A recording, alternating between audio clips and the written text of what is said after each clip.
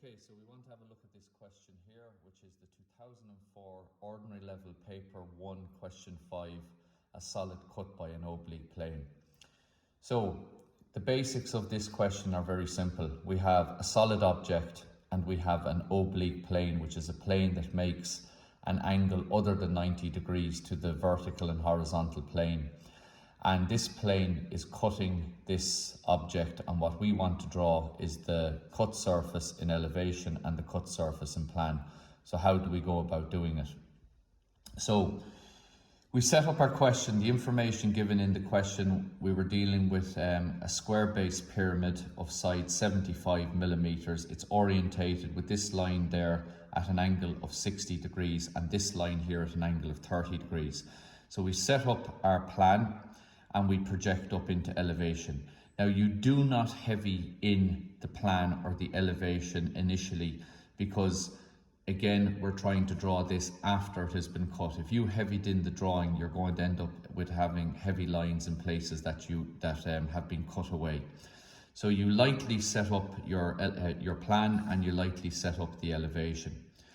So once you've done that, then you get the traces of the plane, and you're told from this edge here to measure out 55 millimeters, and this, the horizontal trace, which is where the plane intersects the horizontal plane, is running down there at an angle of 60 degrees, and the vertical trace, which is where the plane cuts the vertical plane, is rising up from this point, going through the apex of the pyramid and continuing on.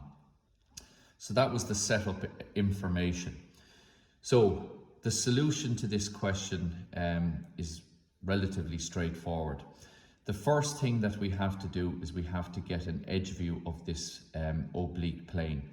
So in order to see this plane as an edge, if you look along the horizontal trace, if you look along that line there, you are going to see an edge view of this plane.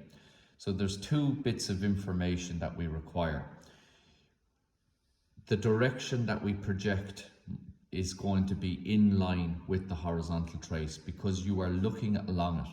So the first thing that we do is we project up the horizontal trace. So this was running here at an angle of 60 degrees. You project up here at 60.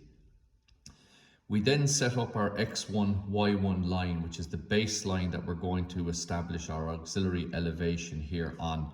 And that there will be running across that line at an angle of 90 degrees. So if we've projected up there at an angle of 60, this line is going to be coming here at an angle of 30 degrees.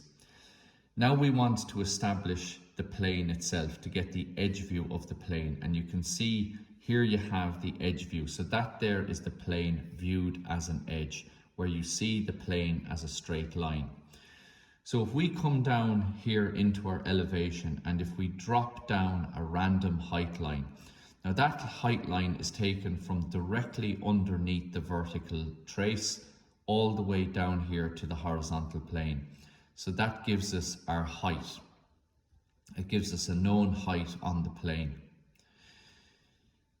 So from plan then, you project that up into your auxiliary elevation.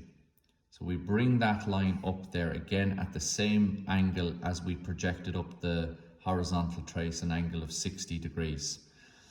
And then the height that you have here in your elevation, you take that height on your compass and you mark that up off the XY line here, and that then gives you the point on the plane in your auxiliary elevation. So the horizontal trace is where the plane penetrates into the horizontal plane.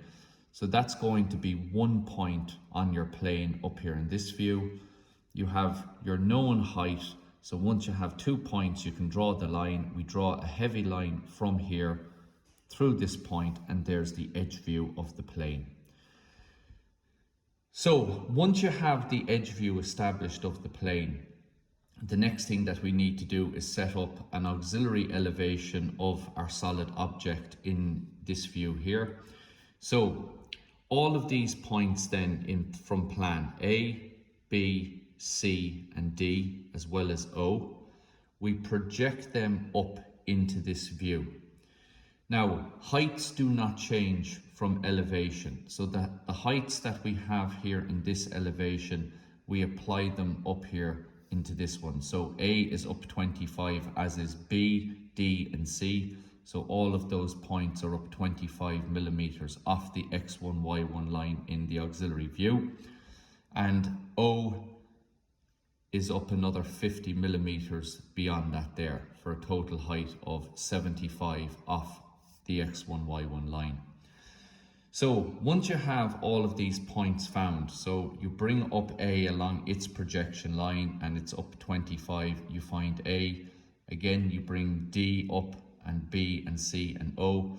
Once you have found all the points here in this view, you connect them together, and now we have our auxiliary elevation up here, and we can clearly see how the oblique plane is cutting the object. Because we have an edge view of the plane, we can see exactly how the plane cuts each of the lines.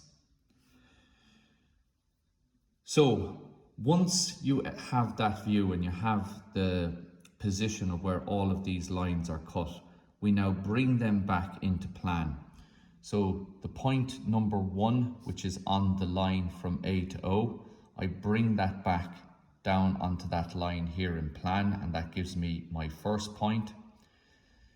The point number 2 is on the line from B up to O, so where that line has been cut by the plane, I bring that back to this position here in plan. There are 2 points here because we have a point here at the front, which is going to be number 3, and we'll have a point here at the back, which is number 5. So as this line comes back, it gives me 5 here on the back surface, and it gives me 3 on the front surface. And then finally 4 is on that corner, and as we bring that down, it'll just give us 4 in this location here. So once you have your auxiliary elevation established, it is where the oblique plane cuts each of the lines that we then bring them back into the plan to establish how the surface has been cut here in plan. Once you have all of the points located in the plan, then you need to project up into elevation. So again, we have 1 on the line from A to O, so we can bring 1 into this location here. 2 is on the line from B to O, and you bring that up to that point there. So what you're doing here is you are bringing up the points from plan to their respective positions here in the elevation, and once you have that done, it will give you the cut surface in elevation. And now you have the plan completed showing the cut surface in plan, and we have, once you project up the points from the plan into the elevation onto their respective lines, you now have the cut surface in elevation. The final part of the question then asks you to establish the true shape of the cut surface. And we do this by a process called rebatment, where we take the point where the oblique plane penetrates into the horizontal plane as the hinging point. And if you look here, then we put the point of our compass on that point, and we rotate 4 onto the horizontal plane. 3 and 5, 2, 6 and 1 are all rotated on about that point, are all rotated about this point onto the horizontal line. So that gives us 4, 3, 5, 2, 6 and 1. Now once I have those points established, I bring them back down here, again parallel to the horizontal trace. So these are coming back here at an angle of 60 degrees. All of those points are coming back like that. Now how we find them then is this surface, as it flips over onto the ground, right here you have it lying flat on the ground, but as these points move, they will move across the horizontal trace at an angle of 90 degrees. So the point number 5 will move from this position across the horizontal trace at a 90 degree angle until it is flat on the ground at that point there. 5 moves from this position, and then it links up with 5 coming down from here to give you 5, and that there is our first point located. 6 is in this position. Again, it will move across the horizontal trace at an angle of 90 degrees. There's 6 on the ground, and again where the two lines cross give you the point you're looking for. And finally, again with point number 4, that comes across there, and there's 4, and you bring them down and you have your point there. So 1, 2 and 3 are also found in a similar way, and once you have all of those points located, you connect them together, and that then is the true shape of this cut surface.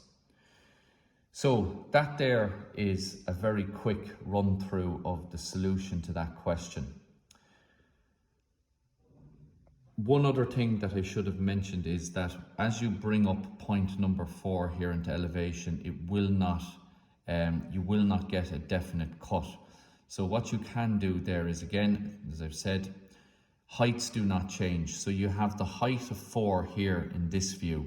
So take the height of 4 from here and you can mark it up there, and that will give you the point in elevation.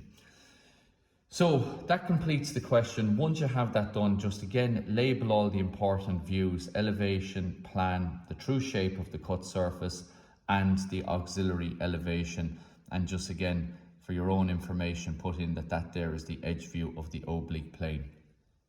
So that there is a quick run through the solution of the 2004 Ordinary Level Paper 1 Question 5, a solid object cut by an oblique plane.